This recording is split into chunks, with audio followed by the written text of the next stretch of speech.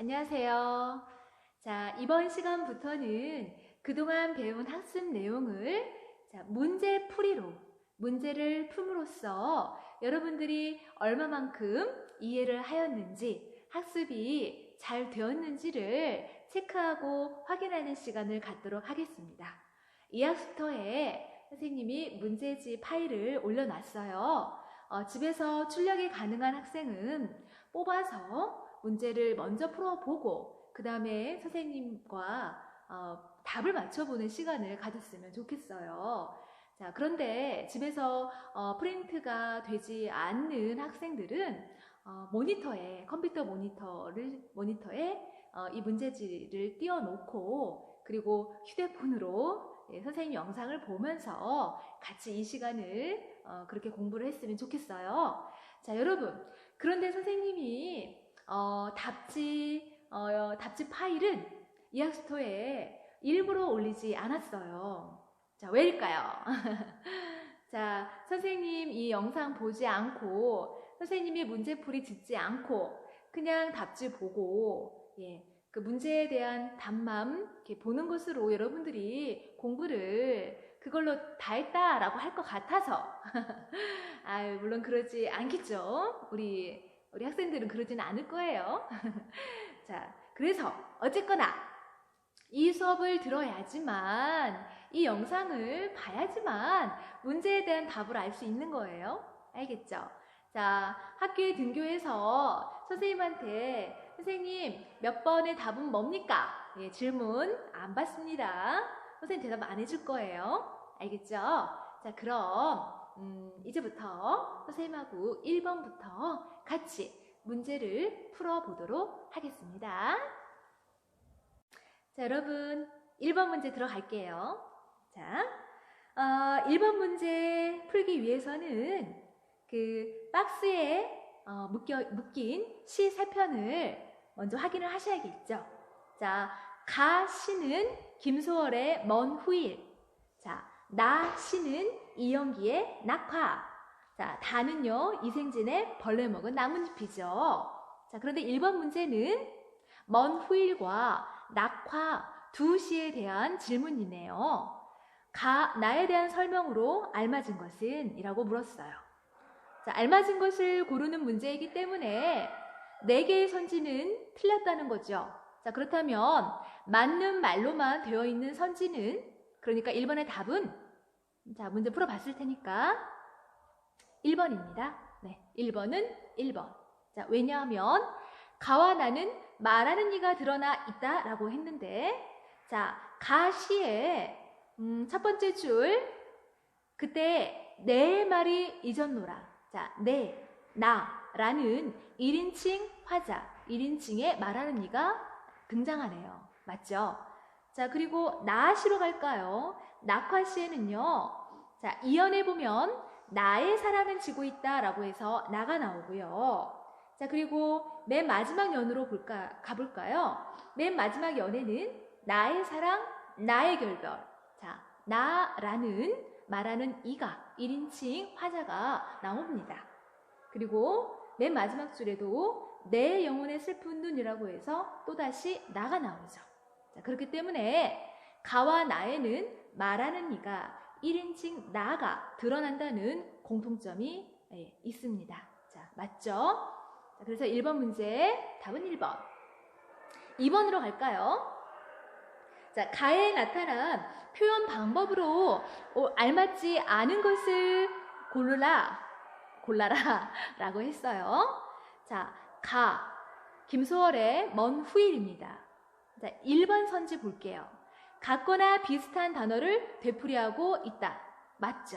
자, 이 시는 운율이 잘 드러난 문학의 다양한 표현 방법 중에 운율을 굉장히 잘 살려서 표현한 시였어요. 네, 그렇게 공부했죠, 우리? 네. 자, 그런데 같거나 비슷한 단어가 되풀이되고 있지요. 예, 그렇게 해서 운율이 만들어진 거잖아요. 그렇죠? 그렇다면 같거나 비슷한 단어는 우리 한번 볼까요? 자, 보면 일단은 연에 끝에 서술어가 동일하게 잊었노라, 잊었노라, 잊었노라, 잊었노라입니다. 그렇기 때문에 잊었노라라는 단어가 일단 눈에 띄네요. 그렇죠? 자, 그 다음에 1년의 먼 훗날, 그리고 사연에도 먼 훗날이 또 나오네요. 그렇죠? 자, 그리고 1년에 당신이, 2년에 당신이, 3년에도 당신이가 나오네요. 그쵸? 자, 그리고 또 1년에 그때라는 단어가 나오는데 4년에도 그때라는 단어가 보이네요. 그렇죠? 자, 그렇다면 1번 선지처럼 같거나 비슷한 단어가 되풀이되고 있는 거 맞습니다. 자, 2번 볼까요? 시상이 전개될수록 정서가 심화되고 있다고 했는데, 시상이 전개된다는 것은 쉽게 말하면 시가 1년에서 2년, 3년으로 이렇게 전개가 될 때, 시가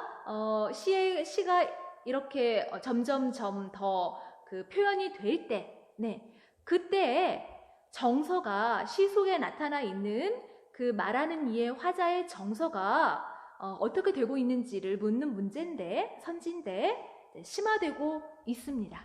있죠? 자, 그것은 우리가 어떻게 확인할 수 있냐면 2년의 첫 행에 당신이 속으로 남으라면 이라고 했는데 3년의 첫 행에 그래도 당신이 남으라면 이라고 하면서 2년에서 있었던 그 동일한 조건에 해당하는 그 문장이 다시 한번 반복이 되는데, 그래도 라는 부사어를 통해서 말이 한 번 더 강조가 되고 심화되는 것을 확인할 수가 있습니다. 맞죠? 자, 그 다음에 3번 선지, 속마음에 있는 내용을 반대로 표현하고 있다라고 했고, 자, 이러한 표현 방법을 우리는 바로 반어라고 학습을 했습니다. 자, 이 시는 김소월의 먼 후일은 여러분들에게 반어를 학습하기에 아주 적합한 시였어요. 자, 이 시에서 반복적으로 주요하게 나오는 시어인 잊었노라는 사실은 그 속뜻은 잊지 못하겠노라 라는 것이었죠. 자, 그렇게 볼 때 이것은 반대말입니다. 속에 담긴 마음과 겉으로 표현된 이 단어 사이에는 의미가 반대되는 의미가 담겨져 있는 거죠. 자, 이것은 반어이고, 그렇기 때문에 3번 선지는 맞는 얘기죠. 자, 4번. 규칙적인 율격으로 인해 음악성이 나타나고 있다라고 했는데, 자, 규칙적인 율격이라고 하는 것은 음보에 대한 얘기, 그리고 글자 수에 대한 이야기로 이해를 하셔야겠는데, 자, 이 시는요, 자, 민요조의 율격을, 운율을 가지고 있습니다. 자, 우리가 민요라고 하면 이렇게 딱 떠오를 수 있는 대표적인 민요가 아리랑이죠. 아리랑, 아리랑, 아라리요. 자, 사문보로 쌤이 끊어 읽었죠. 자, 그리고 글자 수는 세 글자, 세 글자, 네 글자. 아리랑 고개로 넘어간다. 자, 사문보로 끊어 읽었고, 글자 수는 세 글자, 세 글자, 네 글자죠. 자, 이것이 민요조의 율격인데요. 이 먼 후일이라는 시 또한 3, 3, 4 글자 수의 수로 구성된 3음보가 반복된다는 것을 확인이 됩니다. 맞죠? 자, 그런데 이제 남은 선지는 5번 하나입니다. 감탄사를 사용하여 애절한 감정을 드러내고 있다라고 했는데, 여러분, 감탄사, 품사가 나왔네요. 자, 이 감탄사가 뭡니까? 뭐 놀람이나 느낌이나 부름, 뭐 혹은 대답을 나타내는 말이죠.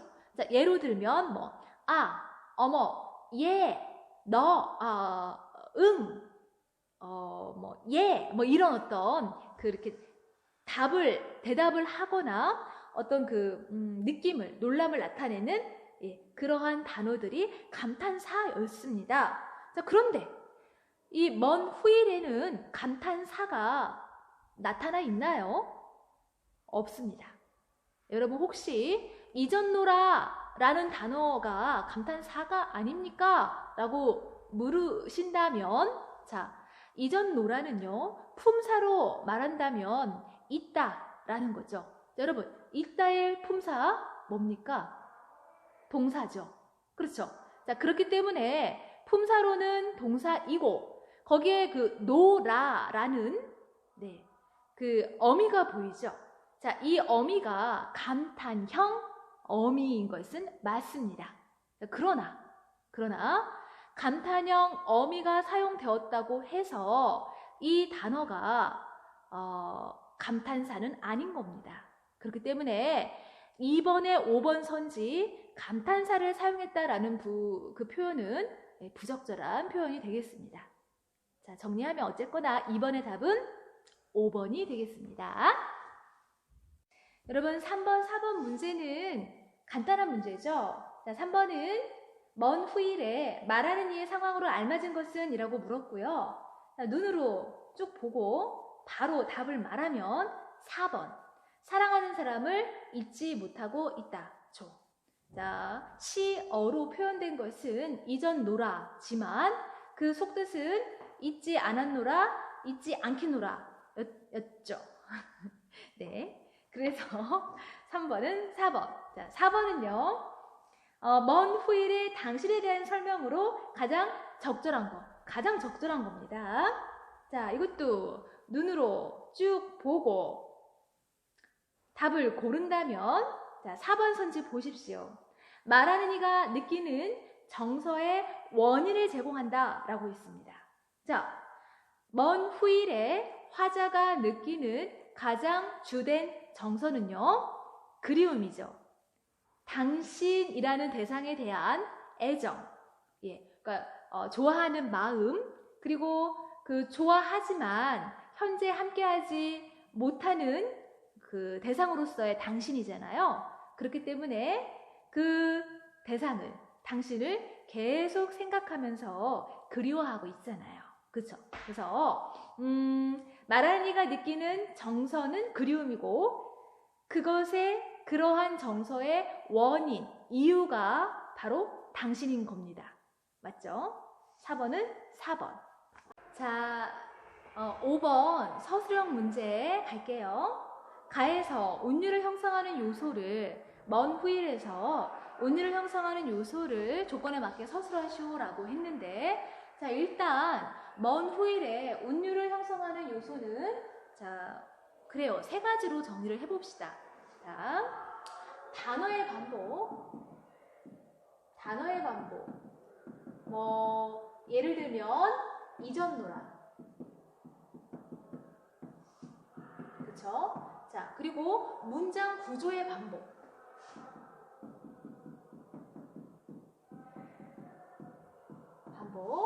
자, 예를 들면 뭐뭐면 이전 노라. 네.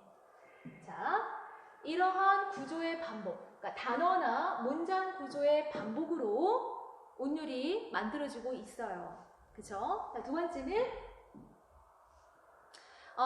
글자 수의 반복. 자, 3글자, 4글자의 글자 수 반복. 자, 그리고 이제는 음보 얘기. 3음보의 율격. 자, 이렇게 3가지를 주요하게 뽑아볼 수가 있어요. 자, 그렇다면 자, 이것을 가지고 이렇게 개요식으로 1번, 2번, 3번으로 서술형 답지를 써서는 안 돼요. 알죠? 이것들을 쭉 연결을 해서 문장으로, 하나의 완결된 문장으로 작성을 하셔야 합니다. 자, 그렇다면은 어떻게 하면 될까요?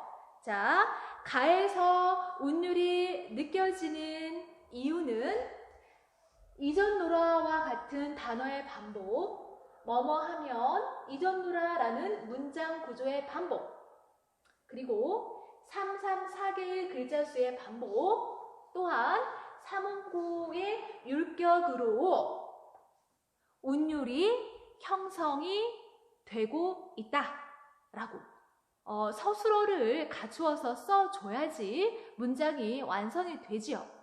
그렇게 말을 연결 어미들을 접속사가 될 수도 있고 연결 어미들을 잘 써서 그리고 서술어 형태까지 갖추어서 문장을 여러분들이 직접 정리해 보도록 하세요. 알겠죠? 자, 그 다음에 6번 갈까요?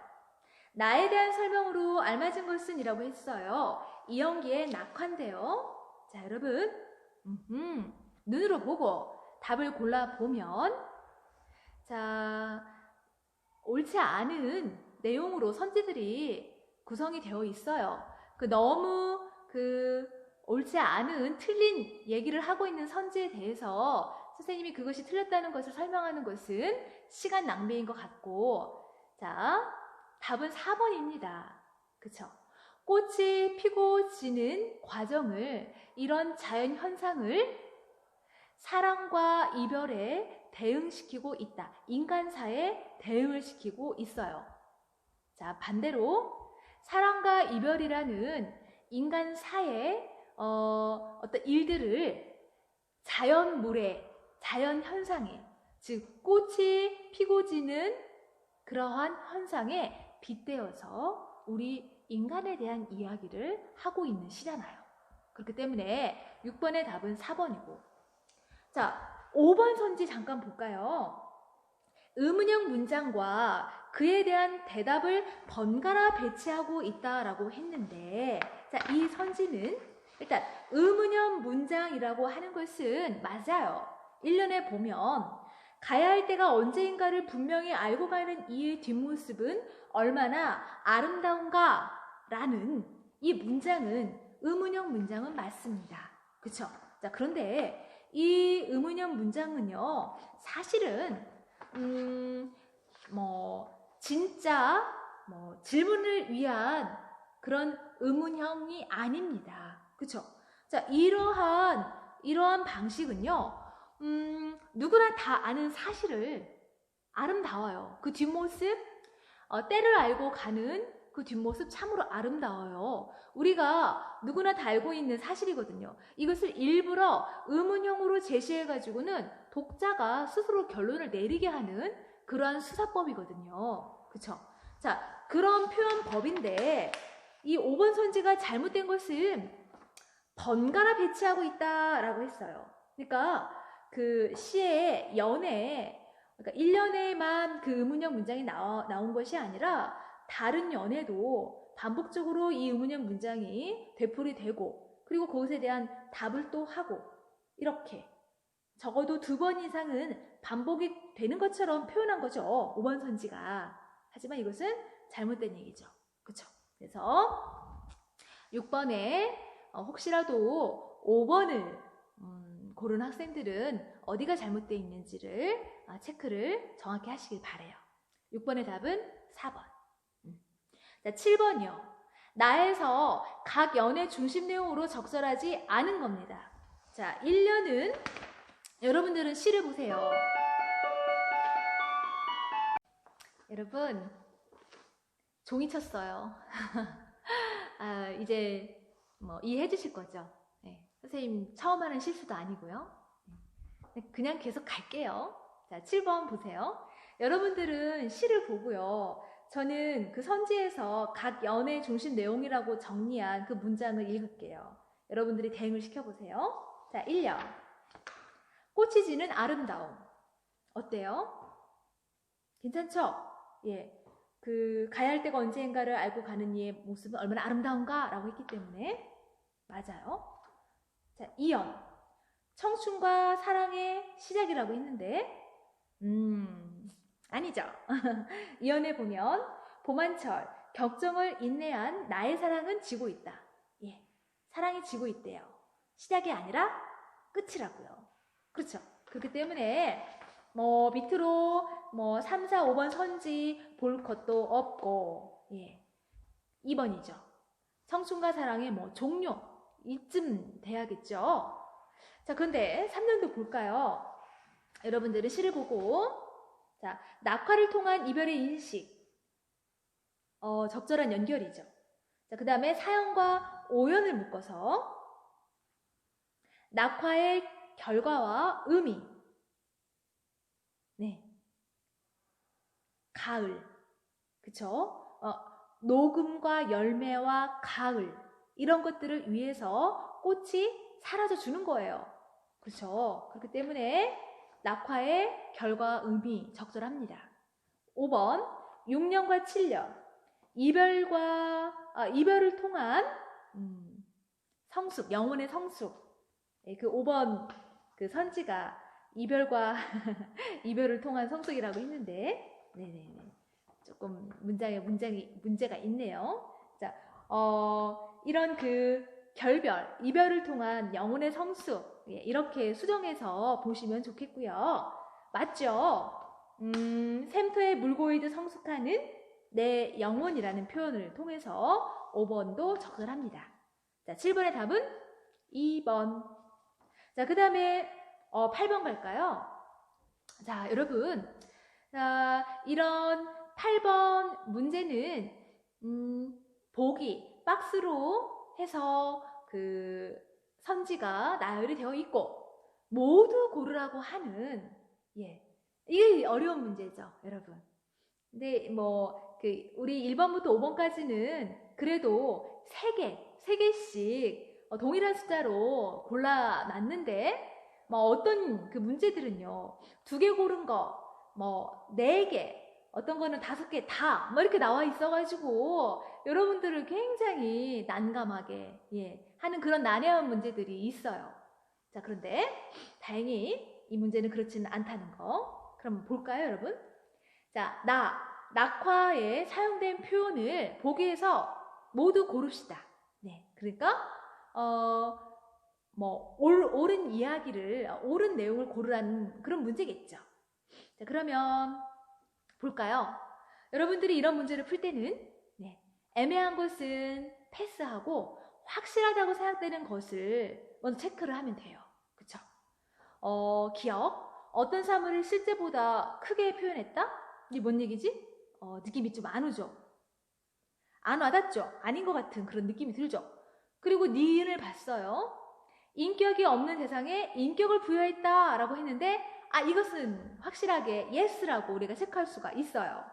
자, 여러분, 거기 그 식구 중에 하롱하롱 그 섬세한 손길을 흔들면서 꽃잎이 떨어지는 그 문장이 있어요. 그쵸? 자, 그래요. 그 손길. 꽃잎이 떨어지면서 바람에 이렇게 흩날리면서 그 떨어지는 그 꽃잎의 그런 모습이 있죠. 이것을 사람이 이렇게 손으로 이렇게 흔드는 모습으로 비유했잖아요. 그렇기 때문에 니은, 의인법이 사용된 거 맞아요. 자, 디귿. 옳다고 생각하는 내용을 의문형으로 제시했다. 자, 이 문제는 선생님이 아까 6번 풀 때 얘기를 했어요. 1년에서 뭐뭐는 얼마나 아름다운가 라고 하면서 이제 이게 사실은 서리법이라는 건데, 옛날에는 이렇게 수사법 그 명칭을 이렇게 학생들한테 가르쳤는데 이제는 그렇게 하진 않아요. 그 어려운 그 개념 용어를 여러분들에게 그렇게 그 용어 자체가 중요한 거 아닌데 어려운 거를 가르침으로써 부담을 주고 이제 그런 거는 요즘엔 안 해요. 자, 그런데 의미는 알아야겠죠. 맞아요. 서리법이라는 것은 아까도 설명했지만 우리가 다 알고 있어요. 맞다는 거를.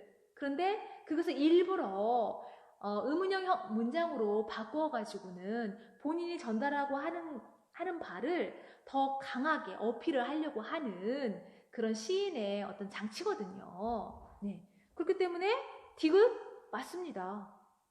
얼마나 아름다운가 라는 그 서술어가 쓰인 1년이 근거가 되는 거예요. 자, 그 다음에 리을 한번 볼까요? 처음과 끝을 유사하게 표현하여 통일성을 높였다. 이것도 수미 상관 이런 얘기로 예전에는 선생님은 그렇게 이제 배웠는데 그 더 이상 그런 개념 자체를 여러분들에게 학습시키지는 않는다고 했죠. 근데 확인이 쉬워요. 처음과 끝이 유사한지 1년하고 마지막 년을 봅시다. 안 유사해요. 너무 달라요. 그렇기 때문에 통일성 비슷하게 표현한 통일성을 높였다? 아닙니다. 자, 그래요. 미음 갈까요? 논리적으로 맞지 않는 듯한 표현에 삶의 진실을 담았다. 여러분 이거 뭐예요? 자, 이 풀이는, 이 의미는 곧바로 어떤 개념을 위한 풀이죠. 어떤 개념의 의미죠, 이게? 바로바로 역설. 이영기의 낙화는 문학적 표현 방법 중에 역설을 두드러지게 가르치기 위해서 선정이 된 시라고 우리가 공부했잖아요. 그쵸? 자, 그렇다면 다시 한번 강조. 어느 구절입니까? 시의 어느 부분에 역설이 쓰였습니까? 그것은 바로 3년이네요. 결별이 이룩하는 축복. 결별과 축복이라는 굉장히 상이한 정서의, 상이한 의미의 단어들을 하나의 문장에 인접하게 배치함으로써 새로운 의미를 만들어내고 있어요. 예. 그러니까 문장의 어떤 문장의 배열이나 의미로 봤을 때는 모순이에요. 어울리지 않는 어색한 표현인데, 그러나 그것이 그 안에는 또 다른 새로운, 또 좀 깊은, 그리고 삶의 어떤 진실을 담고 있는 의미가 형성이 되거든요. 그게 역설이에요. 그쵸? 그러니까 미음 선지는 역설에 대한 이야기인 거예요. 자, 여러분, 그러면 5개 중에 우리가 확실하게 맞다라고 체크한 것이 니은과 디귿과 미음입니다. 그쵸? 그래서 답은 뭡니까? 4번. 8번의 답은 4번이 됩니다. 이 8번은 좋은 문제고, 난이도로 말하면 상중하 중에 상에 해당하는 퀄리티 있는 문제라고 할 수가 있겠습니다. 네. 자, 9번 갈까요? 나의 말하는 이에 대한 설명으로 알맞은 것은 이라고 했습니다. 네, 이영기의 낙화예요. 자, 화자에 대해서 바른 이야기를 하는 선지를 골라봅시다. 답은 3번. 고통을 내면이 성장할 수 있는 계기로 여기고 있다라고 했어요. 이 시의 주제가 뭐였죠? 낙화의 주제는 낙화라는 시를 통해서 시인이 전달하고 싶었던 어떤 주제 의식은 결별, 이별, 고통이죠. 고통스러운 거죠. 그것을 통한, 그 경험을 통한 영혼, 내면의 성숙과 성장, 이런 것이 주제였잖아요. 그렇기 때문에 지금 선생님이 한 이야기가 3번 선지가 선생님의 표현과 비슷하지요. 그래서 답은 3번입니다. 5번에 주관적인 감정을 배제하고 객관적인 태도를 취하고 있다고 했는데, 서정시가 이러기는 참 쉽지 않죠. 서정시는 정서를 담고 있는 그런 게 서정시잖아요. 그렇죠? 이 시에서는 아름다움과 슬픈 이런 아주 주관적인 그런 정서 표현의 어휘들이 또 쓰였단 말이죠. 그렇기 때문에 5번 선지는 아주 틀린 얘기가 되겠습니다. 자, 10번 갈까요? 다에 대한 설명으로 알맞은 거 2개를 고르라고 했어요. 이생진의 벌레 먹은 나뭇잎이에요. 자, 자, 눈으로 봅시다. 자, 답은 1번. 자연물을 통해 바람직한 삶의 자세를 전달하고 있어요. 맞아요. 그러니까 벌레 먹은 나뭇잎을 보면서 우리 인간으로서의 삶을 그 나뭇잎에 대입을 시켜 보면서 우리 인간으로서의 삶을 성찰한 거거든요. 이 시가. 그렇죠? 벌레 먹은 나뭇잎처럼 말하자면 그런 벌레 먹은 나뭇잎과 같은 삶을 살자. 즉 희생하고 헌신하는 가치 있는 삶을 살자. 그러한 어떤 주제 의식을 전달하는 시였잖아요. 그렇죠? 그래서 1번 선지 맞습니다. 자, 그리고 눈으로 보다가 4번. 4번에서 우리가 딱 눈빛이 반짝입니다. 시적 대상을 관찰하는 말하는 이의 따뜻한 시선. 그 시적 대상은 벌레 먹은 나뭇잎이 되지요. 그 벌레 먹은 나뭇잎을 바라보는 화자의 시선은 굉장히 긍정적입니다. 그렇죠? 그래서 따뜻한 시선 맞습니다. 자, 10번의 답은 1번과 4번. 됐죠? 자, 그러면 11번으로 또 갈게요. 다의 내용을 바탕으로 빈칸에 알맞은 말을 쓰세요. 자, 이 벌레 먹은 나뭇잎이라는 시 또한 문학적인 표현 방법 중에 어떠한 방법이 사용이 된 시였습니까? 네, 벌레 먹은 나뭇잎이 예쁘다라고 표현했고 상처 입은 그 모습이 예쁘다라고 표현한 것은 상식적으로는 문장으로만 봤을 때는 말이 맞지 않는 모순이 있는 문장이에요. 하지만 그 안에는 우리가 무슨 말인지 알잖아요. 어떤 의미가 담겨 있는지를 우리가 알게 되거든요. 그쵸? 어떤 삶의 진리와 진실, 깊은 의미를 담았다는 것을 우리가 느끼거든요. 네, 역설이 썼다는 거. 자, 그래서 11번 벌레 먹은 것을 예쁘다고 표현한 것은 얼핏 어떻게 보이지만 모순되어 보이지만 나뭇잎이 가치 있는 존재라는 의미를 잘 담아내고 있다. 자, 그래서 이러한 표현 방법을 역설이라 한다 라고 배웠죠. 네. 자, 그럼 이제 12번 또 갈게요. 잠깐.